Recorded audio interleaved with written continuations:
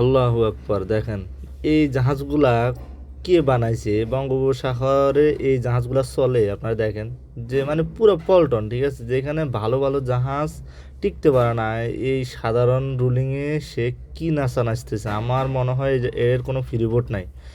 এই হাজী সেলিমের বাস, এই পল্টনগুলা যে হারামজাদা বানাইছে, এগুলা মোটামুটি বুড়িগঙ্গা সেতুলক্ষা তো চলে না। আমি একটু দেখাই, দেখেন মানে কি রুলিংটা হইতেছে, মারাত্মক রুলিং, ঠিক আছে। এইখানে জাহাজ আমগো অন্য অন্য জাহাজ, আমার জাহাজ থেকে আমি ভিডিও করতেছি, একটু লড়তেছে না আমার জাহাজটা, কিন্তু ওর জাহাজের অবস্থা খারাপ, মানে ওর জাহাজের স্টাফের অবস্থা তো আরও খারাপ। হ্যাঁ, এই জাহাজগুলা এই বঙ্গোপসাগরে কোনো মুহূর্তেই পারমিশন দেওয়া উচিত না আমার জানা বিষয়। আপনারা কমেন্ট করে জানাবেন। পাশের জাহাজটা যাইতেছে মোটামুটি হালকা রুলিং হয়, কিন্তু ওর কারণে বোঝা যাচ্ছে ও রুলিং হয়, ওটা একটা সেকেন্ড ক্লাস বডি। আর এর কি অবস্থা দেখেন, এর পানি মনে হয় এখনই ব্রিজে উঠে যাবো গা। তো এই ধরনের জাহাজ আসলে বানানো থেকে বিরত থাকতে হইব, আমাদের নাবিকদের ক্ষতি হয়ে গেলে ওই সময় আর কেউ দেখে না। আর যেহেতু চাকরির সংকট, তাই যেরকম জাহাজ হোক আমরা উঠে যাই, কিন্তু আসলে দেখে নেই আচ্ছারা পড়তেছে জাহাজ, একটু রুলিং নাই, কিছু নাই, তাতে অবস্থা যে রুলিং আছে, রুলিং কিচ্ছু হয় না।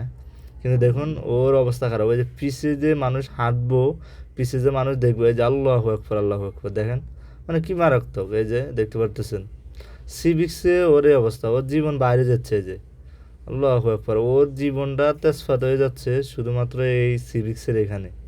অথচ আরও অনেক জাহাজ আছে যেগুলো নিরিবিলি স্মুথলি হ্যাঁ করে আছে বা চলতেছে, কিন্তু ওর অবস্থা খারাপ। তো এই ভিডিওটি অবশ্যই শেয়ার করে দিবেন।